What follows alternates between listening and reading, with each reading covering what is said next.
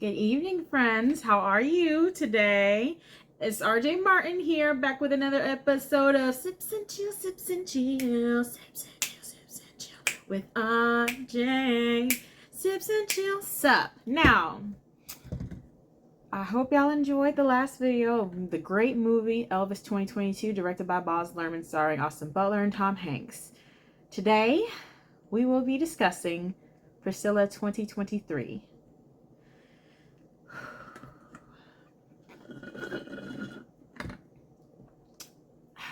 And it's a doozy.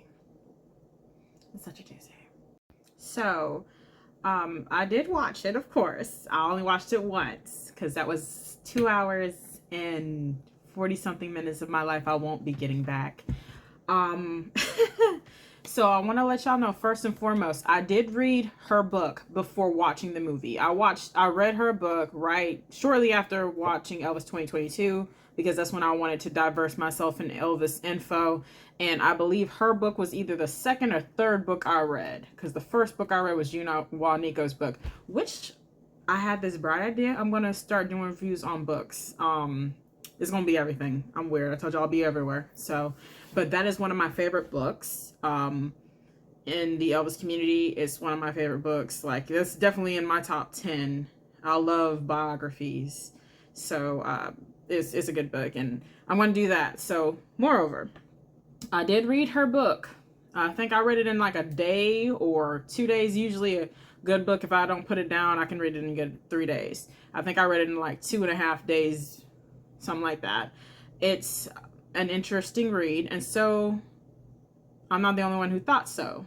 Sofia Coppola, who directed the film, thought it was a great book too to do something over. She even went as far as calling Priscilla an American icon, which she actually is. So I don't want to rip her apart, but something that's interesting I find about Priscilla 2023, just like Elvis 2022, it brought fans out. People who are not Elvis fans, they came to this movie not knowing what they were going to get. They saw the commercials, and because it's also by the studio A24. If y'all don't know about A24, A24 is like New World, or a lot of New Line Cinema movies. It was a horror. It's a horror thing, but there's nothing horrific about Elvis, nor horrific about Priscilla, but that's the studio that actually picked up the movie. And when I saw the commercials, I was like, this looks darker than it should. Like, the lighting was darker. It's not the beautiful glitz and glam of Baz Luhrmann. And I was like, okay. I just wanted to see what it was about. Like I said, I read the book, so I already knew what it was going to be about. So let's just get to it. So, Priscilla 2023, starring, I think it's pronounced Spaney. Her name's Carly Spaney, who plays Priscilla, and Beaulieu Presley, and then Jacob Elordi, who plays Elvis. And I want to get onto this real fast, because the reason I find this interesting is I feel as if when Sofia Coppola, who is the daughter of one of my favorite directors, Francis Ford Coppola. She's also the cousin to Nicolas Cage, if y'all didn't know that. Yeah. She's also been an actress, and I don't want to be rude and say anything, not even remotely, what I'm thinking, because it would be very rude, and I don't want to do that.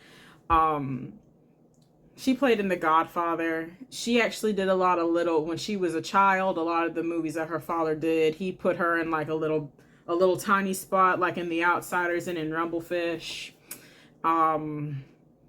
So then she did movies. She's actually an Oscar-winning director. She did Lost in Translation. I've never watched it, but I did watch Virgin Suicide, and I thought that movie was going to be a whole different film than what I got. I was shocked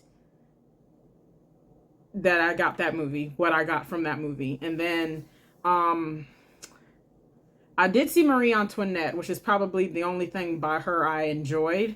And I would watch again, even knowing the ending of Marie Antoinette's life, kind of like watching Elvis and already knowing how that's going to end. It's It's like, you watch it, but you already know how it's going to end. You know they're going to die. It's sad, but it's going there kind of open-minded.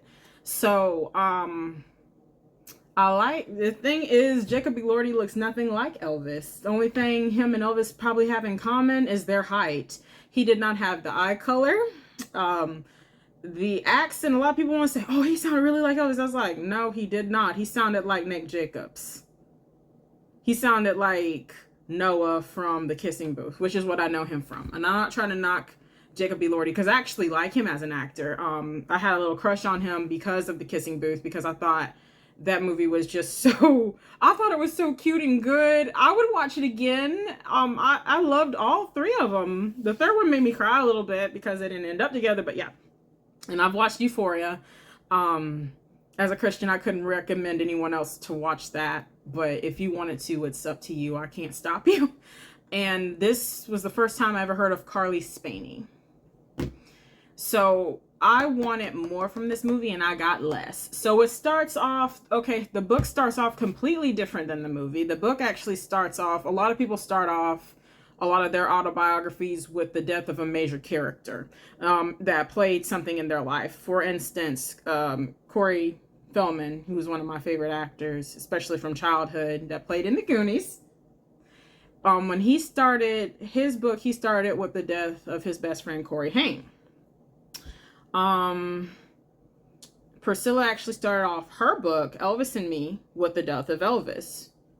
And what this movie starts off immediately is Priscilla sitting in a diner or something, and then someone approaches her and asks her how she's doing and asked her if she liked Elvis, and then it's like it takes off from there. It starts off on chapter 2, because what Sofia Coppola is trying to do is it's literally about Priscilla and Priscilla's life and the experiences that she has in Elvis's world. And every girl can tell you something different who was with Elvis for any allotted time. Because I've read other books. Like I was on Anita Wood Brewer's book right now on chapter 6. I just got off so I could talk to you guys about Priscilla. So it talks about her going to the house. And I've seen this acted out in several different movies and shows. She goes to the house, invited by this guy that knew Elvis when he was in the army in Germany in 58. Priscilla is 14 years old. And most people, like, okay, Baz Luhrmann did not point that out, but Sofia Coppola pointed that out. Because it's like, I need to point out these wrongs so we can make him look as bad as possible. And, but everyone didn't think she was as young as she was. Everybody thought she was at least probably 16, 17 years old when she was in fact 14. And it's been asked, and it also shows her hanging out with Elvis and them getting to know each other, and then her always wanting to be there with him and getting to know each other, and like her father questioning, why are you even with him? Like, you're 14. And it goes on to that, and then they stay up all night because Elvis is a night owl. And then it's like, I can't come to see you anymore. And then he's like, why not? Because I keep falling asleep in class. It shows Elvis giving her drugs to stay up. And he said, take one when you feel tired. Don't do anything extra. Like, if you take more than one, you'll be doing cartwheels in the hall. They're going to be wondering what the hell's wrong with you. We can't have that. I need you to be able to stay here with me. I can't have you away from me. It also shows the respect, which actually did happen. Elvis went with his father, Vernon, to the Beaulieu house in Germany, saying that he wanted to spend time with Priscilla. Now, it also shows how their relationship developed. I think it even went to show how she almost got molested by one of the guys that Elvis trusted to bring to him, because he couldn't always go to her, but to bring, like, and how that happened, and how she said she'd ignore it, but Elvis knew something was wrong and asked her about what was going on, and she told him. And it also shows how Elvis was gonna, like, kill him practically. He'd not, but like wanting to hurt him for touching her. It shows not their breakup, but their separation from when it was time for him. It's 1960. March of 1960, and he's getting ready to go back to America, and she had just got there 2 months prior. So then after that, it shows how she practically is waiting for Elvis. It shows how the months are going by and how the years are going by, and he contacts her later. It's like a year or so later, or 2 years later, and he wants her to come see him in America, and he does everything in his power to convince the Boyus that it's safe for her to come to America to see him. So this part is not in the book. This is in the book. He got her to come see him in California at his house in the Beverly Hills house, the California house.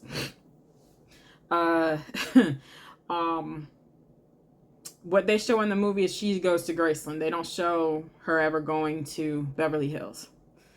It shows her going to Graceland. It shows him introducing her to Alberta, which is, like I told you guys, something I wish I could have seen in Elvis 2022. It was because, you see, the thing is, what Sofia Coppola got to play with that Baz Luhrmann couldn't. Austin Butler literally was acting from age 19 of Elvis to age 42 of Elvis. Jacob Elordi only had to play Elvis from ages 24 to 30. When did they get a divorce? 37. And that wasn't that much, because honestly there was very little shift change in his body between that. It should be a lot because it's a decade, but he had very little to play off of. Austin Butler had a lot to play on, and he also had time. I feel like she just shot this movie out and then to get all the reactions. And moreover, it shows how they started their relationship a little bit deeper, because she's a little older now. She's 16. And then it's a few years later, or a year later, he convinced her father to let her move into the house. And it shows how she is isolated. And she also says in the book, and she tries, I think for Sofia Coppola actually did a really good job of showing how she was alone, how she didn't really have any friends. She could not invite anyone over to Graceland to hang out. She could not go out because she couldn't be in the public eye the way Elvis was. It goes on, and there's parts where Priscilla actually said, "I even question my sexuality," which I feel like she said that incorrectly, because questioning your sexuality is, and this is an old book. This book came out in the 80s. This is when she wrote that book. It was in the 80s. And she said, question her sexuality. I mean, I guess she said how sexy she could be, or how feminine she was as a woman, or how mature she was being with Elvis, who was an experienced man with several different women, and then showing her unconfidences, kind of like how confident she was and how she wasn't. But she also, I guess we also have to remember, she is a teenage girl at this time.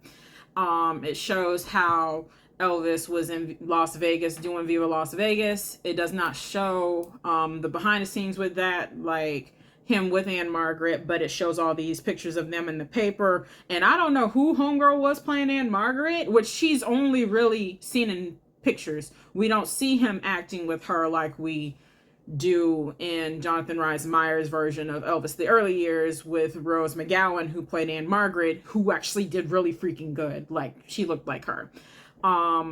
Which that's something I don't even like actually talking about that, because I'm uncomfortable. And honestly, at that point, reading the book and then seeing the early years with Jonathan Rhys Meyers and Rose McGowan, I felt sorry for Priscilla at that time. Being that she was 18 and Anne Margaret was actually the age of Elvis. And I think at that time, Elvis was 27, because she was 17, 18, so 28. They were the same age. Literally, she's only a few months younger than him. So it's not only that Anne Margaret was a beautiful, sexy vixen, but she also is his age. So that would make any woman a little uncomfortable, because the question always is, what do I not have that you have because a woman with confidence say what she got that I ain't got. But it's only thing she really had on her was Elvis. But the thing is, the answer is, and Margaret also had him. And then they got into a fight about that. It also shows, which I know a lot of the fans in the Elvis world hate this. They hate it. How they got in, like, he was a little too, Elvis had a lot of, he fought her a lot. It wasn't bad, but according to her book, he hit her. But then coming back, she said that that's not what happened. For critical reasons.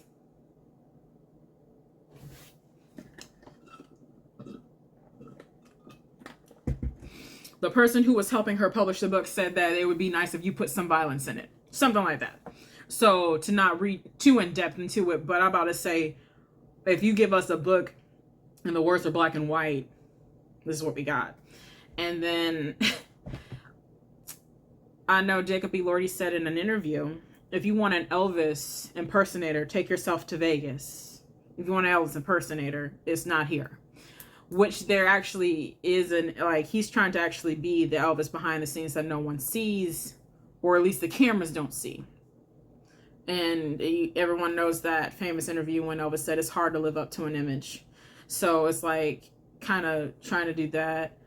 And I think a lot of people wanted to say they just saw another Nate Jacobs just in the 50s and 60s. And I don't think it even was like that.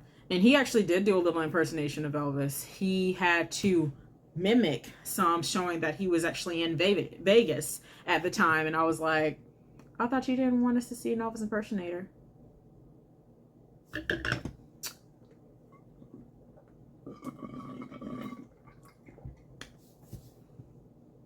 But moreover, it wasn't about him. It was about Priscilla. And it shows how they did get serious. And I never really saw that picture when they finally got married.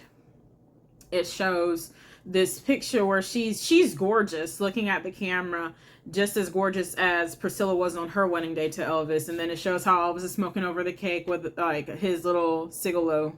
And it's like they're not happy. It's like they're going through the motions of marriage. She's not smiling, and I've never seen that picture of the real Elvis and the real Priscilla. But as the movie progressed later on, somewhere on Instagram, I actually did see that picture where she's just standing there looking at the camera, kind of like model-esque, and Elvis is smoking over the cake. So I was like, that picture exists, because each and every other picture I see of Elvis and Priscilla at their wedding day, they're smiling, they're happy, they're content. It's like Elvis has truly found his queen. That's exactly what it seemed like. I've seen other movies and things based on Elvis saying that he actually didn't want the marriage or anything like that. I don't want to put nothing down, because I think in that time he truly was in love with Priscilla, and it does show that. It does show them having good times. It's not just showing that she is alone a big part of the time. Something she didn't put in the movie is Priscilla actually did go on a lot of road trips with him, and they only show them going to Vegas like once or twice, when she went a lot more than that. In the book, it even states that. It talks about them going through the little drug period and how they did that. It shows that in the movie, how they did their drug period. It shows how she was jealous of girls, and that he would have at the house, and he would kind of flirt like, oh, what is that you wearing? She was like, oh, Chanel number 5. And she was like, that's the same damn perfume I wear. And I was like, yes, also the same perfume that his girlfriend June Juanico wore, and now he's dressing you and he put that on you too.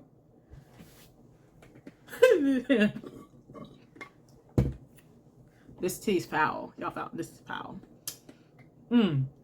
But I wanted more from this movie. For instance, Priscilla, it got to a point, they said that Elvis could not make love to her anymore because she had a child, and it was weird to have a intercourse with her, being that she had his child, that his child came out of her.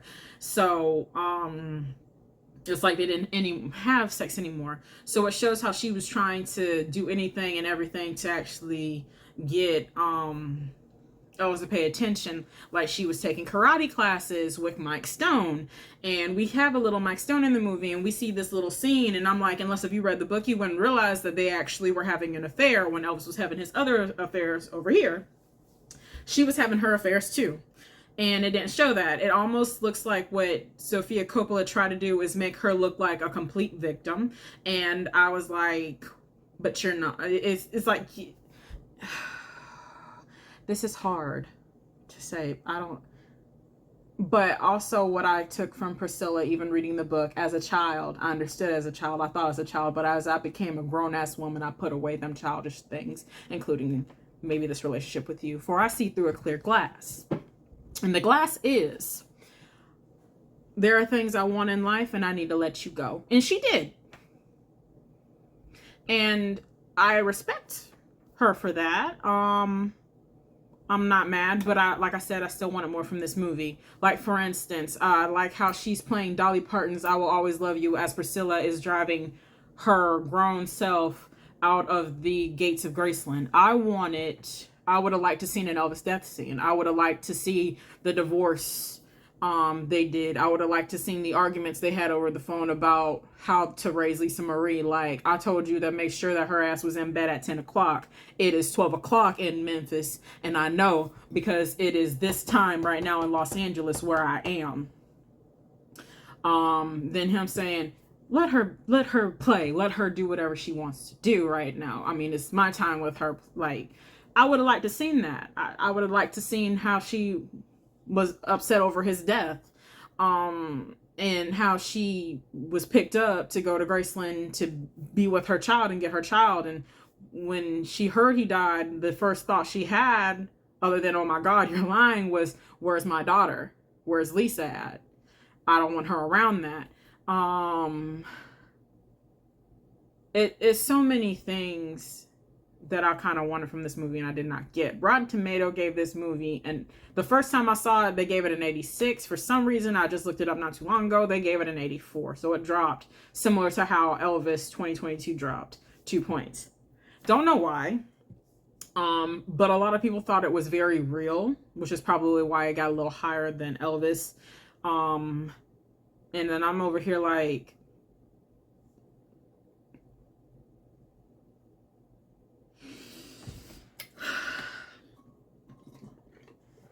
not a terrible movie, but not the best movie. I don't see myself watching it again. I think she could have got a better Elvis, but also realized that she was not trying to put any attention on Elvis. But in my mind, I'm also saying there, just like Colonel Tom Parker said in Elvis 2022, without me, there would be no Elvis Presley.